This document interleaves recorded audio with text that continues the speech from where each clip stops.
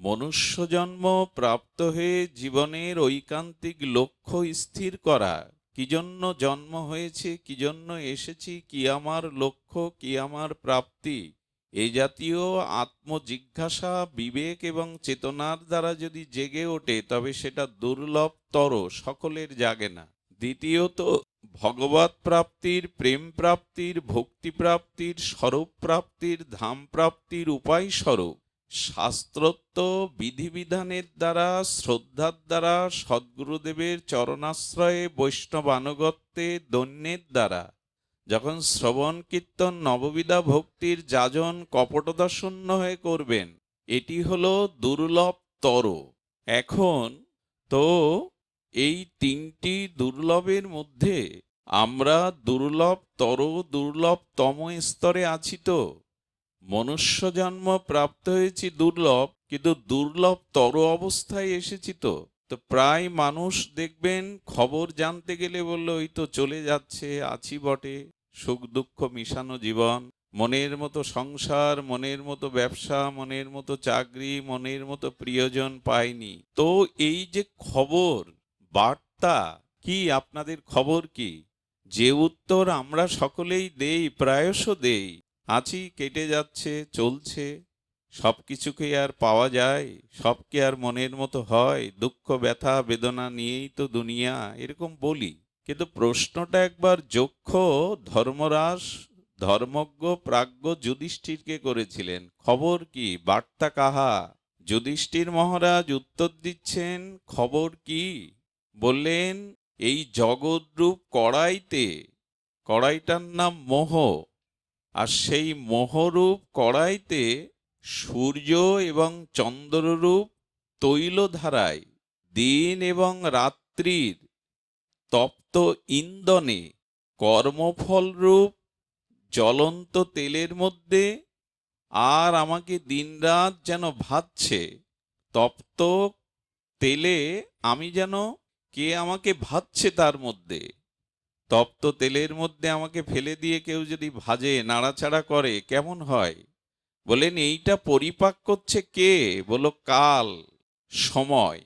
যুধিষ্ঠির মহারাজ স্বয়ং ধর্মরাজ, তিনি বলছেন এই জগৎরূপ মোহরূপ কড়াইয়ের মধ্যে দিন এবং রাত্রির ইন্ধনে, কড়াইতে জাল দিতে গেলে আগুন লাগবে, কাষ্ঠ বা গ্যাস লাগবে, বলো দিন এবং রাত্রির ইন্ধনে, সূর্য এবং চন্দ্রের তৈলধারায়, মাস এবং ঋতুব্যাপী কাল আমাকে এই তপ্ত কড়াইতে ত্রিতাপ জ্বালায় ভাজছে, আমি এই অবস্থায় আছি। আমরা এটা মনে করি কি? আমরা বলি ভালো আছি, না হলে অশান্তির মধ্যেই যাচ্ছে, সুখ দুঃখ নিয়েই যাচ্ছে। কিন্তু যুধিষ্ঠির মহারাজ বলছে ভালো নাই, সকলের এই মোহ রূপ কড়াইতে ত্রিতাপদগ্ধিত যন্ত্রণায় আমরা ভুগছি, কাল আমাদেরকে পরিপাক করছে জ্বলন্ত তৈল কড়াই, কর্মফলের প্রারব্ধের ভোগের কড়াইতে। এই হলো আমাদের সংবাদ। এখন এরকম উপলব্ধি জেনে যিনি এই ভববন্ধন ভবরোগ হতে, ত্রিতাপ জ্বালা হতে, জগতের মোহমায়া থেকে নিরাকরের জন্য, মুক্তির জন্য যার হৃদয়ে জিজ্ঞাসা জাগে, পিপাসা জাগে, সেটি দুর্লভতম, সেটি জেগেছে কি? আচ্ছা, এইটি জেগেছে সেটা বোঝা যাবে কি করে? যে আমি ভবরোগ হতে মুক্তি চাই, এই সংসারের যাতনা হতে, ত্রিতাপদগ্ধিত যন্ত্রণা হতে মুক্তি চাই, শ্রেয় চাই, কল্যাণ চাই, নিজের উদ্ধার চাই, এটি বোঝা যাবে যে এটি নিরাকরণের জন্য আপনি সদ্গুরু সৎ সাধুর সঙ্গের আশ্রয় নিয়েছেন কিনা। কারণ রোগ হলে ডাক্তারের শরণাপন্ন হতে হয়, ভয় পেলে একটু ঝাড়ফুঁক করাতে হয়, এটা সকলে জানে এবং করে। তা আমি যে ভালো নেই, মোহরূপ কড়াইতে কর্মফলে দিন রাত দুঃখ যন্ত্রণা জন্ম মৃত্যু ভোগ করছি, এর মুক্তির জন্য, এর কল্যাণের জন্য, আমি সেই ভবব্যাধি নিরূপণের জন্য, ভগবৎ প্রাপ্তির জন্য শ্রীগুরু চরণ বৈষ্ণবের সান্নিধ্যে শ্রদ্ধালু হয়ে দৈন্য প্রকাশ করে সমর্পণ করেছি কিনা। যদি না করে থাকি তাহলে জানতে হবে আমি একটি দুর্লভ মনুষ্য জন্ম পেয়েছি, কিন্তু দ্বিতীয় দুর্লভ তরতে পৌঁছায়নি। সাধুগুরুর চরণে সমর্পিত না হলে, শ্রবণ কীর্তনাঙ্গ সাধুসঙ্গ ভজন গ্রহণ না করলে কি হয়? খুব ধ্যান দিন, কোলাহল করবেন না। একটি হীরা, তাকে উন্মুক্ত জায়গায় রাখুন, তার জ্যোতি চারিদিকে প্রকাশ হবে। কিন্তু সেই হীরার উপরে যদি কর্দমাক্ত কাদা, গোবর, আবর্জনা মাখিয়ে ফেলিয়ে রাখা হয়, তার জ্যোতি প্রকাশ হয় কি? হয় কি? তেমনি আমার যে আত্মাটা, এই আত্মাটা যদি সাধুসঙ্গ, হরিকথা, গুরুকৃপা, ভজন সাধন না করে, কামনা বাসনা বিষয়ের গোবর, ময়লা, আবর্জনা সর্বদা চিত্তে মাখানো থাকে, তাহলে মনুষ্য জীবনের যে উদ্দেশ্য ভগবৎ প্রাপ্তি, প্রেম প্রাপ্তি, সেই উজ্জ্বল প্রেম ভক্তির জ্যোতিটা চাপা পড়ে যাবে কিনা যদি কামনা বাসনা আর আবর্জনায় ঢাকা থাকে। ঠিক তদুপরি সাধু সঙ্গে না গেলে, ভগবানের ভজনাঙ্গ গ্রহণ না করলে, নববিধা ভক্তি শ্রী গুরু কৃপা যদি গ্রহণ না করি, সাধু সঙ্গ না করি, নববিধা ভক্তি অঙ্গ যাজন না অনুশীলন করি, তাহলে কামনা বাসনার ওই গোবর আর কর্দমাক্ত কাদা আবর্জনা পড়ে আমার আত্মার যে জ্যোতি, আমার মুক্তি বা কল্যাণের যে ইচ্ছাটা, প্রকাশটা, এজন্য আপনারা ভাগ্যবান, ভাগ্যবতী যারা মনে করেছেন যে সাধু সঙ্গে যাওয়া চাই, হরিকথা শ্রবণ কীর্তন একান্ত করা চাই, এটি কর্তব্য।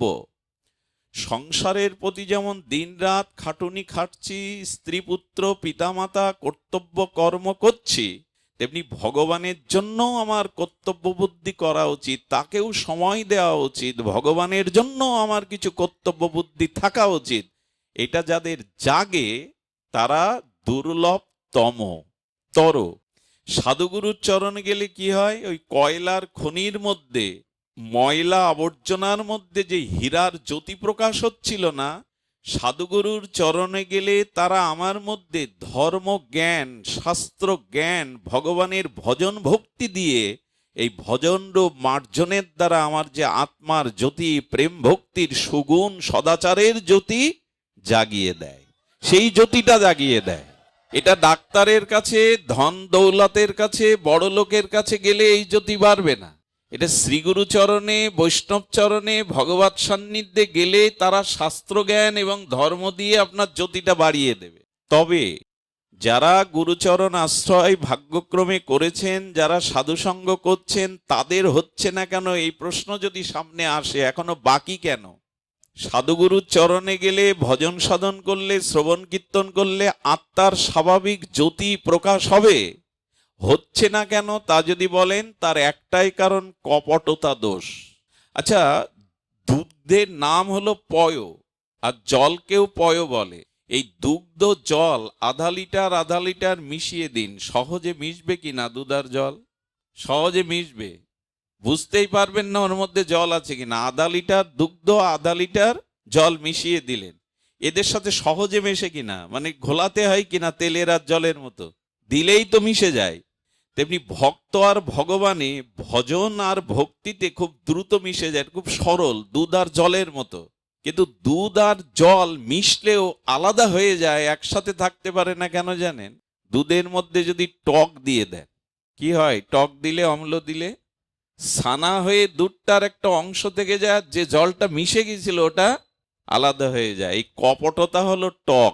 মন আর মুখ যখন দুই, বাইরে লোক দেখানো ভাব, ভেতরে বিষয়ের বাসনা, এই যে কপটতা, বাইরে ভেতরে আলাদা ভাব, এই কপটতা রূপ টক ঈশ্বর আর আমাতে, ভক্তিতে আর প্রেমে যেটা মিশে গিয়েছিল ওটা আলাদা করে দেয়। এই জন্য সরল ব্যক্তিরাই ভগবানকে পায়, প্রেম ভক্তি পায়। খুব কপট ব্যক্তি, চালাক ব্যক্তি সহজে ভগবানকে পায় না। দুধে যেই টক মিশিয়ে দিলেন আলাদা হয়ে গেল, হলো কিনা?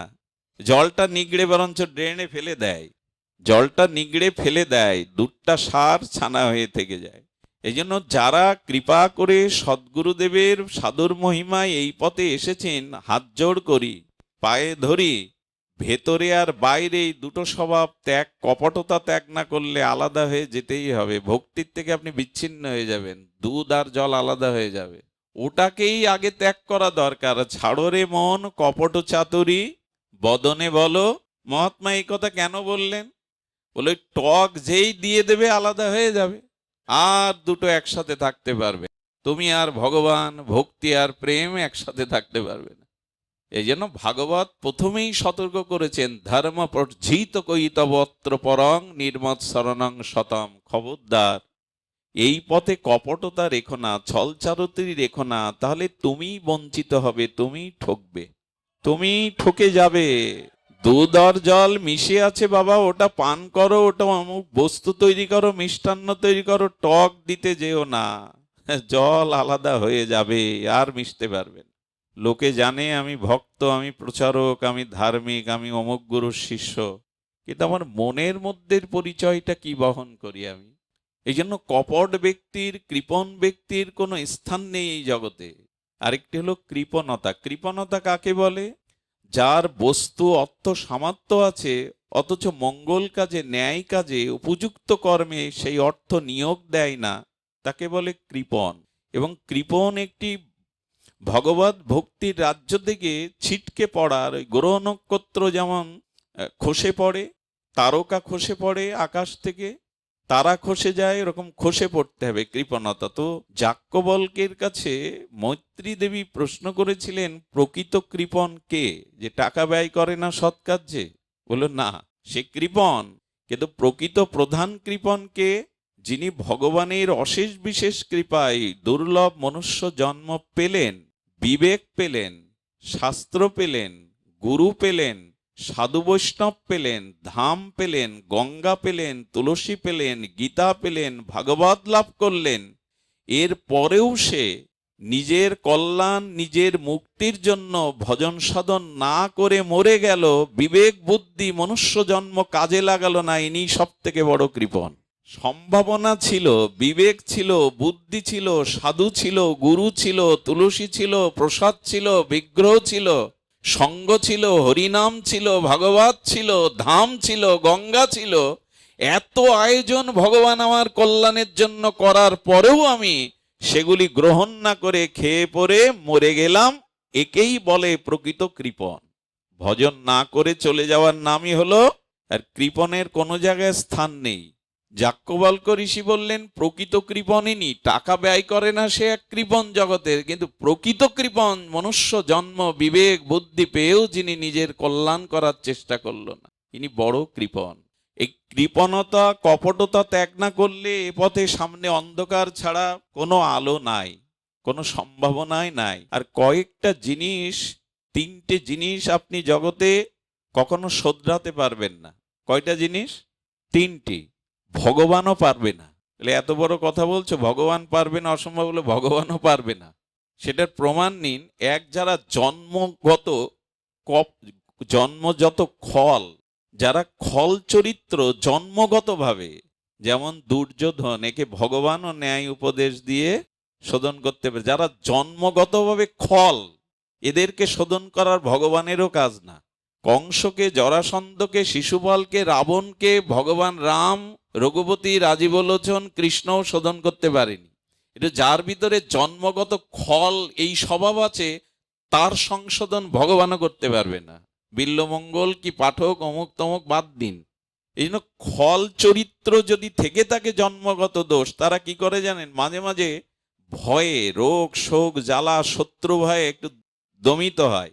কচ্ছপকে বাধা দেবেন, থেমে যাবে, কিছুক্ষণ পর দেখবেন আবার এরা মাথা নাড়ে, এরা মনে করে এইবার মানুষ হব, এইবার পথে ফিরবো, কিন্তু রস পায় না, সৎ পথে যাওয়ার রস পায় না, জন্মগত তাদের খল চরিত্রের কারণে। দ্বিতীয় হলো, এরকম কোনো প্রতিজ্ঞা করবেন না এই অঞ্চলকে আমি সব শুদ্ধ করে দেব, জগৎকে আমি সব সুন্দর মঙ্গলময় করে দেব, এটা ভগবানের পক্ষেও সম্ভব না। ভগবান যখন অবতার হয়ে আসেন, অধর্মের নাশ করেন বটে, ধর্মের স্থাপন করেন ভাবে, তবে পুরোপুরি পৃথিবীতে শান্তি প্রতিষ্ঠা করতে ভগবানও পারেন কি? যখন এসেছিলেন রাম হয়ে, মহাপ্রভু হয়ে, পুরো পৃথিবী সব সুন্দর হয়ে গেছিল, সত্যলোক বনে গেছিল। এটা আপনিও পারবেন। এরকম প্রতিজ্ঞা করবেন না, পুরো এলাকাকে আমি সাধু বানিয়ে দেব। আর তৃতীয় হলো, কারো মনকে শতভাগ 16 আনা নিয়ন্ত্রণ করা যাবে না। কারো মন, এই পদার্থটা, এই তত্ত্বটি 16 আনা নিয়ন্ত্রণ হবে না। যতটুকু সৎ পথে নিয়ন্ত্রণ হয় ততটুকু চালাও, পুরোপুরি 16 আনা মন নিয়ন্ত্রণ মানুষের হবে না। অর্জুন বলছেন যে চঞ্চলাহি মন কৃষ্ণ, ভগবানের সামনে দাঁড়িয়ে অর্জুন বলছেন আমার মন চল চান আমি নিয়ন্ত্রণ করতে পারছি না, এই জন্য 16 আনা মন দরকার নেই, 12 আনা হোক তো 10 আনা হোক তো, 3টি জিনিস নিয়ন্ত্রণ সম্ভব নয়। এখন সাধুগুরুর কাছে গেলে কি করে, আমার আত্মার জ্যোতি, আমার ভজন জ্যোতি ধর্মের দ্বারা বাড়িয়ে দেয়, ভজনের দ্বারা বাড়িয়ে দেয়, এটাই সাধুগুরুর কাজ।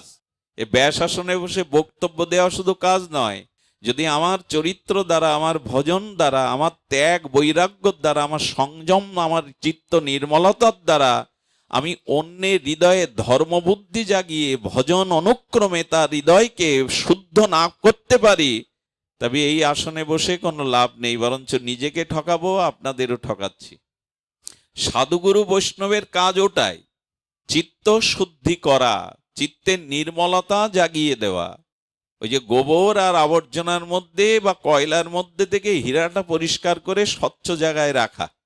এরা কি করে দেয়, সাধুগুরু বৈষ্ণব বা এই যে হরিকথা শুনছেন, এরা কি করে, এরা আপনার দৃষ্টিভঙ্গি উল্টে দেয়। খুব ধ্যান দিন, কতটুকু মার্মিক কথা, দৃষ্টিভঙ্গি বদলে দেয়। আপনি আমি জন্মগত স্বভাব পূর্বজন্মের সংস্কারে যে দৃষ্টিভঙ্গিতে চলছিলাম, সাধুগুরু বৈষ্ণব ভাগবত হরিকথা হরিনাম সেই দৃষ্টিভঙ্গির পরিবর্তন ঘটিয়ে দেয়। কি করে দেয় সেটি শাস্ত্র বলছেন। তারা বলতে চায় যে এই যে জগৎ দেখছো, সংসার দেখছো, এটি ছবি,